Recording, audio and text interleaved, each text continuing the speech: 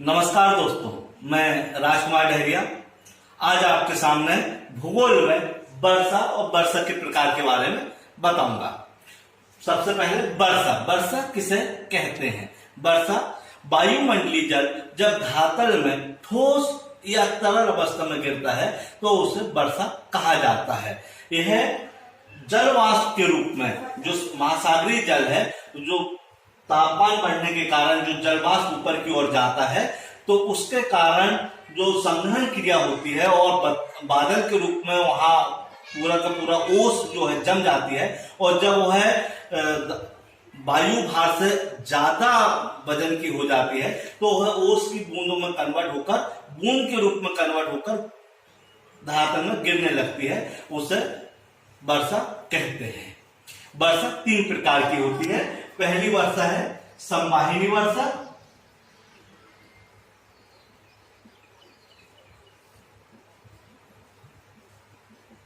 दूसरी वर्षा है पर्वतीय वर्षा,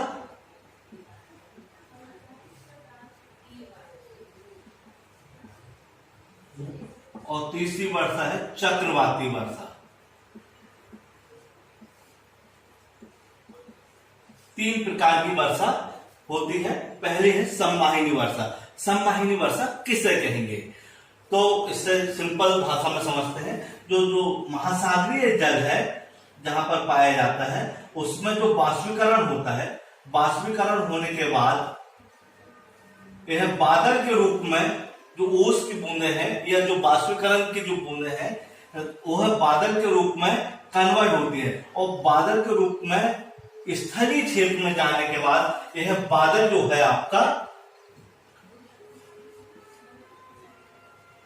अन्य क्षेत्रों में वर्षा करते हैं। तो यह वर्षा क्या कहलाएगी? आपकी संवाहिनी वर्षा कहलाती है। यह बाष्पीकरण के माध्यम से बादल का निर्माण करते हैं। बादल अन्य स्थानों में जाते हैं जो स्थलीय क्षेत्र है। स्थलीय क्षेत्रों में यह अन्य तापमान वाली जो अन्य वायु वाली जो वायु है उससे टकराती है, गर्म और ठंडी वायु से। जैसे यह टकराती है तो यहाँ पर क्या काम करती है? वर्षा करती है। तो वर्षा करती है तो यह वर्षा कौन सी वर्षा कहलाएगी? आपकी संवाहिनी वर्षा। इसी के सहारे हम दूसरी वर्षा के बारे में पढ़ेंगे। यह है पर्वतीय वर्षा। जब इसी स्थान में जो आपका महासागरीय क्षेत्र है यहाँ बादल का निर्माण हो रहा है बाष्पीकरण के माध्यम से, और पर्वत के माध्यम से यह जो बादल है यह धीरे धीरे आगे की ओर बढ़ते हैं और यह पर्वत के सहारे पर्वत के पास पहुंच जाते हैं। जब यह पर्वत के पास पहुंच जाते हैं तो यह वर्षा जो बादल है पर्वत रास्ता नहीं दे पाता। जब दे नहीं पाता तो यहाँ पर अलग तापमान की जो वायु मिलती है तो इनके टकराव होने के कारण यह पर्वत के सहारे वर्षा करती है। इसलिए इसे कौन सी वर्षा कहा जाता है? पर्वतीय वर्षा। आपने क्वेश्चन जीके में देखा होगा कि विश्व में सबसे ज्यादा वर्षा कहाँ होती है या किस स्थान में होती है? तो चेरापूंजी का नाम आपने पहले सुना होगा, आजकल मौसिनराम है नाम।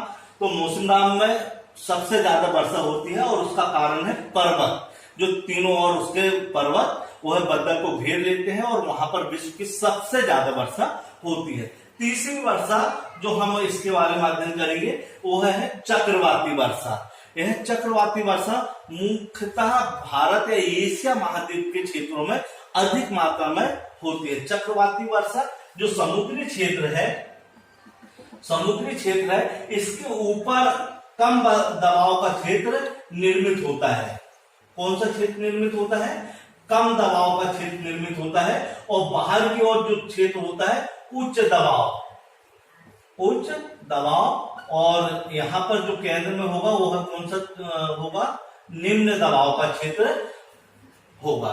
तो यह निम्न दबाव का क्षेत्र बाहर की ओर जो है हाई प्रेशर और यहाँ पर लो प्रेशर होता है, और स्थलीय क्षेत्र में यह जो भाग है उच्च दबाव वाला भाग जो है अंदर की ओर प्रेशर डालता है। अंदर की ओर जब प्रेशर डालता है, लेकिन यहाँ पर क्या होता है?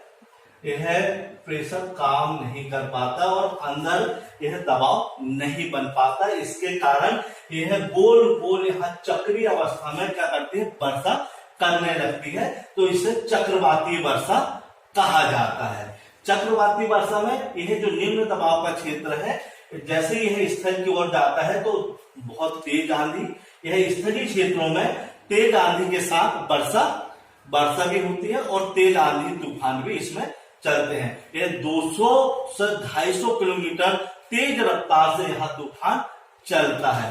अब हम चक्रवाती वर्षा के बारे में पढ़ रहे हैं। तो चक्रवाती वर्षा में आप ध्यान रहे कि यह समुद्री क्षेत्रों में जब तापमान या वायु का तापमान अलग अलग, एक गर्म वायु धारा और एक ठंडी वायु धारा जब आपस में मिलती है, तब इस प्रकार के जो है आपका क्षेत्र निर्मित यहाँ पर होता है। चक्रवात में सबसे महत्वपूर्ण बात, जो इसका सेंटर निम्न दाब का क्षेत्र है, इसे इसका आंख कहा जाता है, आंख। और यह धीरे धीरे स्थलीय क्षेत्र में कुछ दिन में या कुछ घंटों में स्वतः समाप्त हो जाता है। सबसे महत्वपूर्ण बात है कि इसकी गति जो है 200 से 250 किलोमीटर प्रति घंटा होती है। इसमें यदि हम चक्रवात के बारे में अध्ययन करें तो पूरे विश्व का जब हम अध्ययन करते हैं तो ग्लोब में देखते हैं कि कहां कौन से चक्रवात दो भागों में डिवाइड है। एक चक्रवात को क्या कहा जाता है, उष्णकटिबंधीय चक्रवात कहा जाता है, उष्णकटिबंधीय। और दूसरा चक्रवात है शीतोष्णकटिबंधीय, शीतोष्णकटिबंधीय चक्रवात। यह ग्लोब में देखने पर उत्तरी ध्रुव और दक्षिणी ध्रुव दोनों तरफ यह पाया जाएगा। पहले हम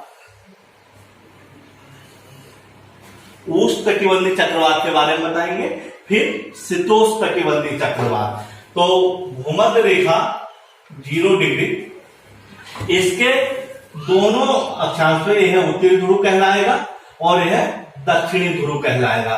तो उत्तरी ध्रुव के 5 डिग्री ऊपर, 5 डिग्री से लेकर 33 डिग्री, 30 डिग्री, और दक्षिणी ध्रुव में 5 डिग्री से लेकर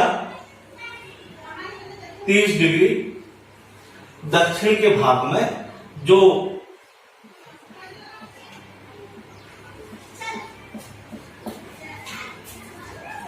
उष्णकटिबंधीय चक्रवात पाया जाता है। और इसके अलावा शीतोष्णकटिबंधीय चक्रवात